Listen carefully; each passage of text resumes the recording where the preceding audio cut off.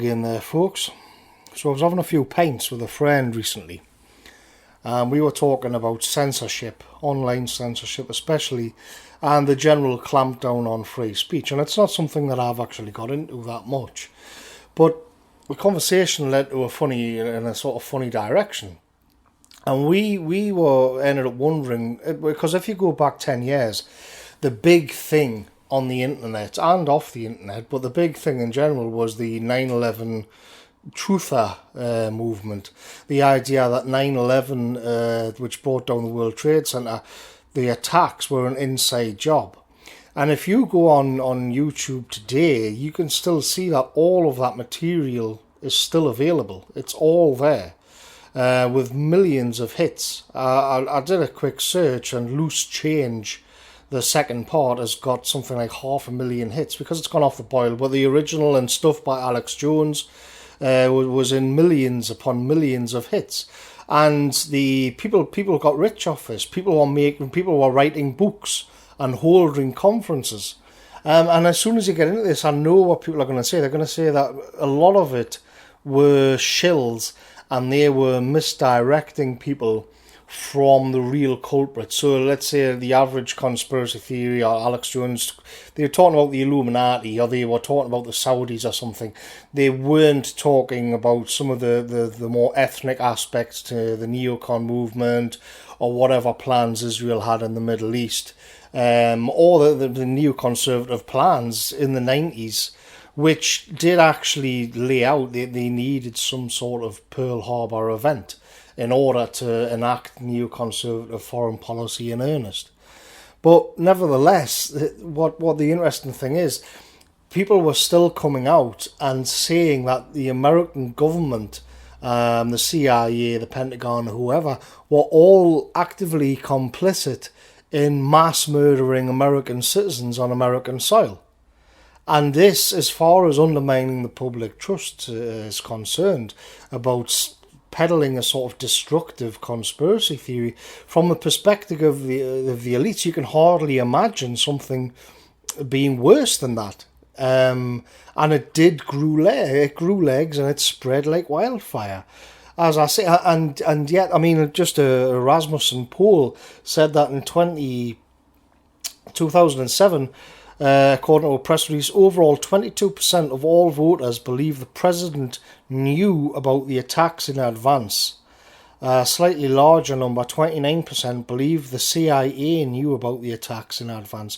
So this is the thing. Even if we take into account that they were misdirecting people, the sort of the theory, the idea that the American government had committed an act of mass murder on its own soil against its own people was like, it spread like wildfire, to the point where you had really sizable percentages of the population actually believed it, even if they didn't know the wider conspiracies, or so some of the tangled web of Middle Eastern politics and so on.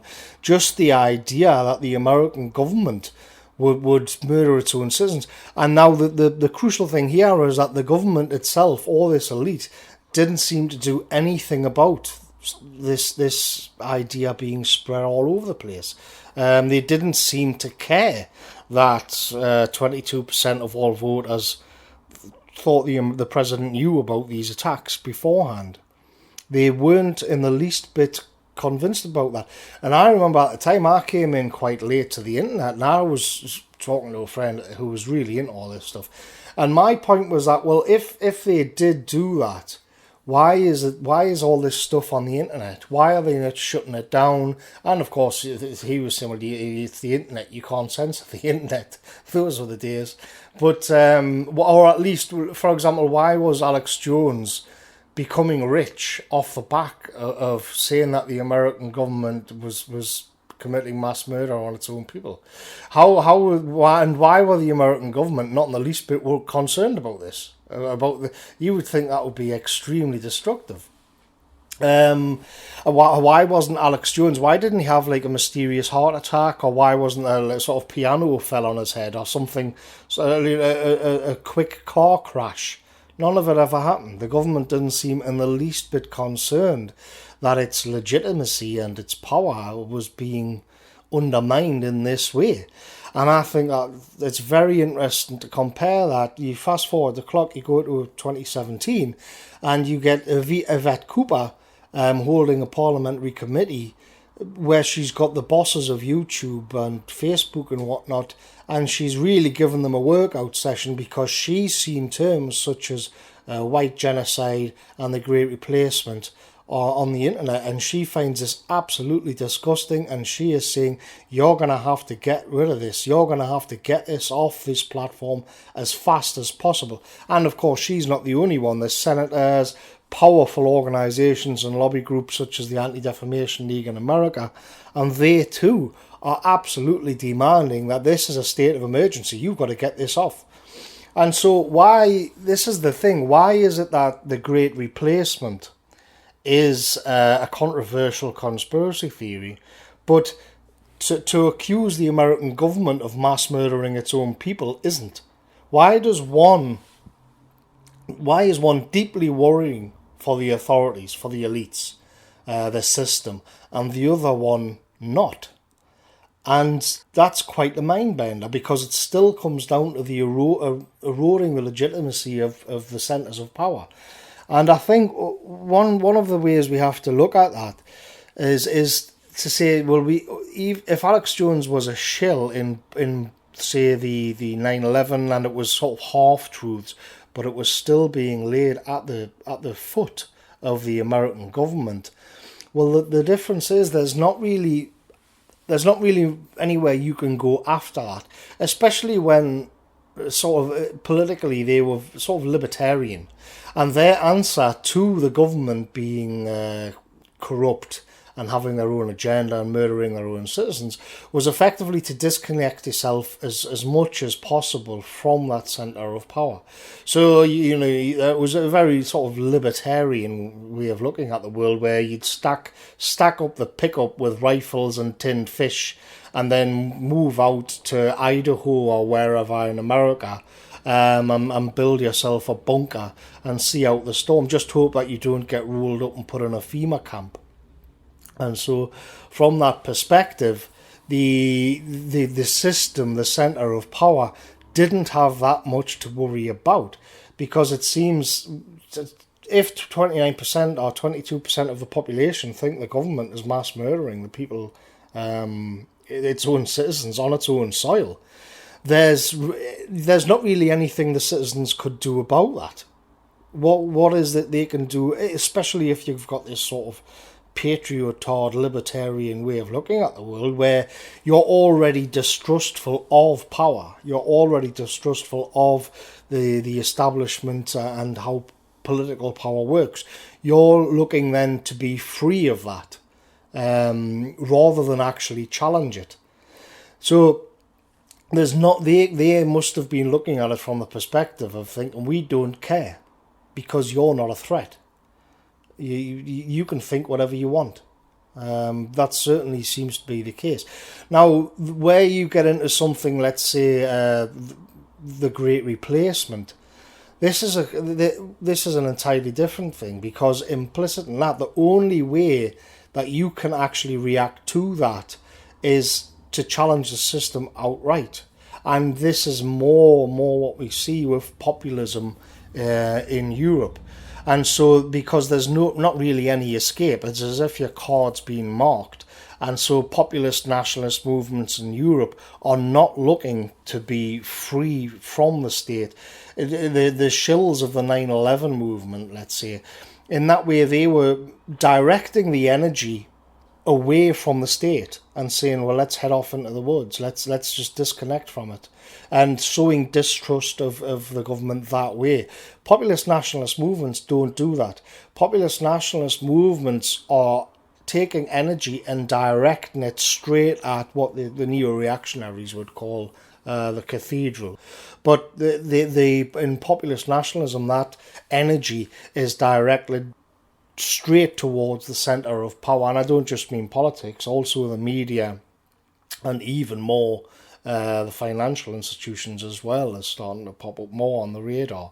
And so from that perspective, the centre of power itself is looking out onto a populist revolution and seeing that they're sort of surrounded by this baying mob. And as something like the Great Replacement is a sort of meme which they've adopted and ran with it. It's this way of looking at them, and it's put directly straight back into the centre of power, into the cathedral, and from their point of view, this is much more dangerous. Because it undermines their entire narrative. Another thing is that there's not really any political correctness or cultural narratives around the 9/11 thing, the 9/11 World Trade Center attacks. It's mainly just raw power of the government, and there's nothing you can do about it. What we see with populism and nationalism is that also their narrative and their morality is being questioned. The political correctness is being undermined, and then they're heading. This is all coming from. They've recognised that it's all emanating from the same place, and they're going straight to that. Which I think is a very interesting way of looking at it, because of course the Alex Jones types, they were allowed to keep their platforms when they were talking about the 9/11 and the American government sort of and the conspiracy, but then when they sort of got swept along with the nationalist populist movement, and that changed the dynamic, because then they weren't. This is actually something which a lot of people may disagree with, but they're not actually, in the overall scheme of things, they are directing people towards the centre of power. Not precisely. This is where people think they have to be more precise, and they have to explain explicitly exactly who or what within the power structure is the problem. And they didn't do it on 9/11. They misdirected people completely. And then they're not doing that here either, but they're still sending people in that general direction. And so from that point, unlike what happened with 9/11, where it was more of a sort of just disconnect yourself. And so from the perspective of the people inside the centre of power, from the system, in the citadel, then they've all of a sudden become a liability. Somebody like Paul Joseph Watson or Alex Jones or even Tommy Robinson are no longer sort of useful idiots. They're actually useful idiots on the other side, and they're directing people toward that base of power in a way that they didn't do with the 9/11 conspiracy stuff. And so then it becomes a matter of them being sort of generals on the opposing team, and they've got to be neutralised. They've just got to lose their platforms. That's what's playing out now. And it's very interesting to see the change in the attitude. The idea that, well, if you say something like the American government murdered its own citizens, it doesn't really have any kind of repercussions. Nobody particularly cares that much. But if you say the Great Replacement is real, you're going to lose your platform. And to sort of wrap your head around the difference there, because both undermine, in theory, both are undermining the centre of power. In practice, that's not the case. In practice, the Great Replacement is much more dangerous, because you end up with a sort of mass rebellion which they don't want to have to deal with. So anyway, thank you very much for listening, and thanks a lot for people who's been donating recently. It helps me out a lot. I've got more time to do content. See you later, folks.